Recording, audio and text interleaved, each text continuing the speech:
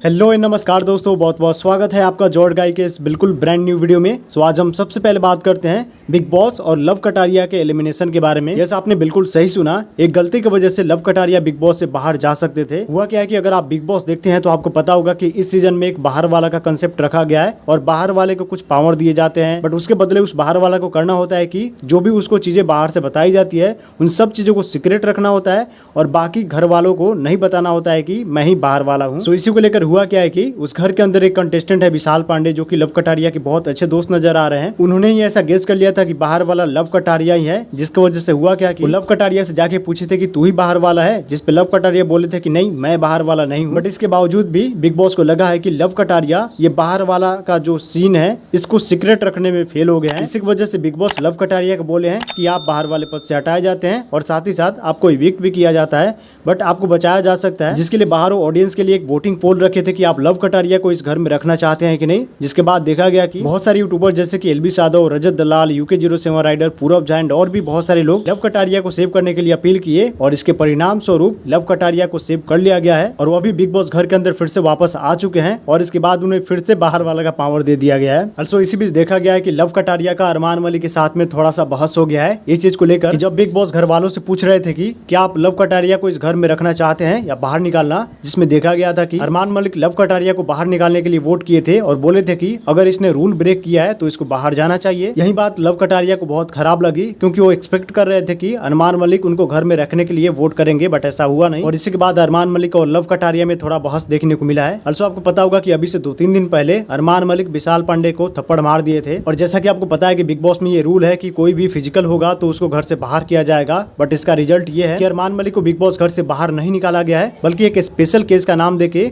उनको घर के अंदर रख दिया गया है, जिसकी वजह से बाहर भी बहुत सारे ऐसे लोग हैं जो कि इस पे गुस्सा है। इवन एलबी साधो भी बोले हैं कि अगर रूल है तो भाई रूल का आप एक प्रॉपर तरीके से यूज करो, वरना मत करो, आप खुद ही देख लो। मैं खुद बिग बॉस में था और भगवान की दया से, आप लोगों की दया से जीता भी, बट मैं इस चीज के सख्त खिलाफ हूँ कि भाई उनके रूल्स जो है ना, वो मैं कैसे समझाऊं, मतलब क्या तो हो या फिर ना हो। ऐसे होता है ना कि भाई यहाँ पे ये रूल है, क्या तो होगा या नहीं होगा।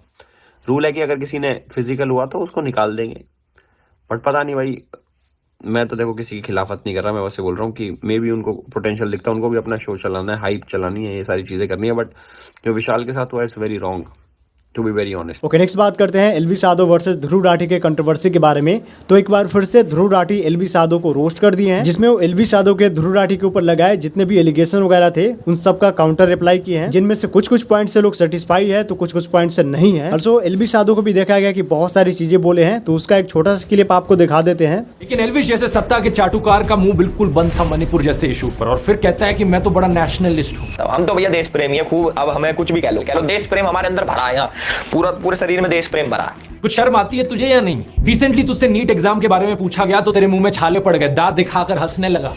गवर्नमेंट नीट एग्जाम, डॉक्टर्स के एग्जाम के पेपर लीक हुए, उस पर आपका क्या कहना है? क्योंकि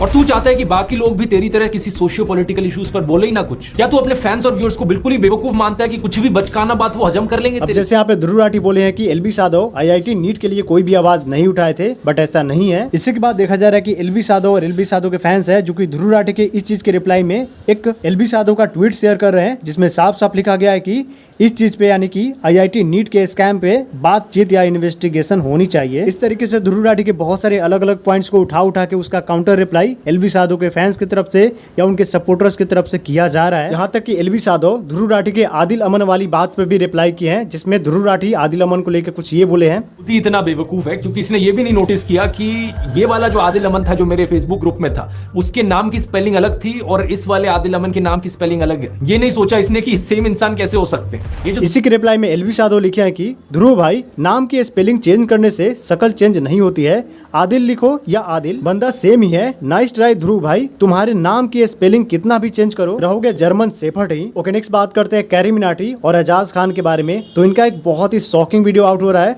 जिसके अंदर देखा जा रहा है कि एजाज खान कैरी मिनाटी को पास्ट में रोस्ट करने की वजह से एक वीडियो के अंदर उनके फैन से सॉरी या माफी मांगने के लिए बोल रहे हैं, जिसके रिप्लाई में कैरी मिनाटी माफी भी मांगे हैं। आप खुद सुनो। नहीं होता ना बेटा, उनको ऐसा भी दिखता हमारे जैसा।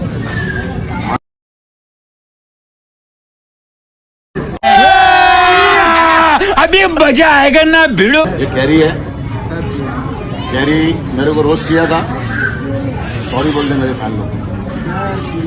और अभी तो रुको, क्लाइमैक्स अभी बाकी है। लेकिन कभी कभी क्या होता है, हर बिल में हाथ नहीं डालने का, सब में चूहा नहीं होता है, किसी किसी में सांप भी होता है।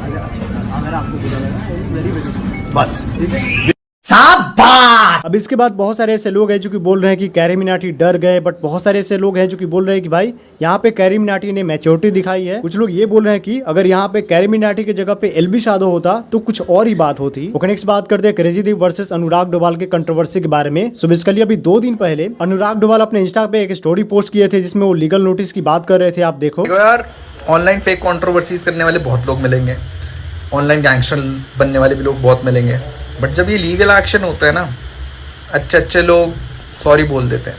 ऑनलाइन गैंगस्टर और ऑफलाइन गैंगस्टर में अब जैसा कि इसमें दिख रहा है कि अनुराग डोभाल किसी का नाम तो नहीं लिया है, बट इसके बाद देखने को मिल रहा है कि क्रेजी दीप को लगा है कि शायद ये चीज क्रेजी दीप के लिए बोला गया है। और इसके बाद इसके रिप्लाई में क्रेजी दीप कुछ स्टोरीज पोस्ट किए हैं। स्टोरी तो तेरे तक पहुंची जाएगी भाई, है ना। तो इंदौर में मैं रहता हूं, तेरा जहां मन करे जिस थाने में करे तू एफआईआर लीगल नोटिस तेरे को जो करना है कर, ठीक है। और उसके बाद मेरा नाम दीपनी, ये जो तू लड़कियों के साथ घुमा था, ये तेने बैंड प्रमोट करे, जितने बच्चों को तेने लूटा, इस भारत में पता नहीं कहां से एफआईआर होगी, ठीक है।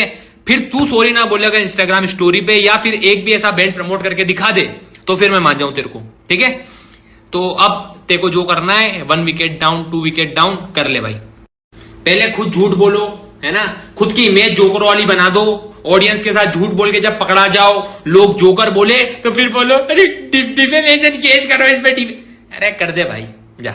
ओके, नेक्स्ट बात करते हैं लक्ष्य चौधरी के बारे में। सो क्या Lakshya Chaudhary Bigg Boss OTT season 3 में वाइल्ड कार्ड एंट्री कर रहे हैं? क्योंकि कल से वो अपने इंस्टाग्राम पे कुछ स्टोरीज डाल रहे हैं जिसमें वो देखा जा रहा है कि कहाँ जा रहे हैं, कहाँ जा रहे हैं, कहीं तो जा रहे हैं। और साथ ही साथ देखा जा रहा है कि वो मुंबई का लोकेशन शेयर कर रहे हैं, जिसको देख के यही समझ में आ रहा है कि शायद लक्ष्य चौधरी की भी इस बार के बिग बॉस ओटीटी सीजन 3 में वाइल्ड कार्ड एंट्री होने वाली है। सो लेट्स सी क्या होता है। ओके, नेक्स्ट बात करते हैं महेश केसवाला यानी कि थगेश के बारे में। तो मौके पे चौके नहीं, मौके पे अट्ठा मारना कोई इनसे सीखे। जैसा कि आपको पता है कि अभी बिग बॉस में अरमान मलिक के फैमिली को बहुत सारे लोग ट्रोल कर रहे हैं। और अभी कुछ ही दिन पहले अरमान मलिक की पहली वाइफ पायल मलिक घर से बाहर आई हैं। और उसके बाद से लेकर अभी तक इतने दिनों के ही बीच में थगेश पायल मलिक के साथ में अपने लफड़ा सेंट्रल के लिए एक एपिसोड भी शूट कर लिए हैं। इस थगेश के लफड़ा सेंट्रल का जो नेक्स्ट एपिसोड होने वाला है वो पायल मलिक के ऊपर होने वाला है, यानी कि मलिक फैमिली के ऊपर, जिसका वो एक टीजर भी अपने इंस्टाग्राम पे डाल दिए हैं, आप खुद देख सकते हो। ओके, नेक्स्ट बात करते हैं मैक्सटन के बारे में। सो मैक्सटन एक चीज के लिए मुकेश खन्ना को क्रिटिसाइज किए हैं। Yes, basically Mukesh Khanna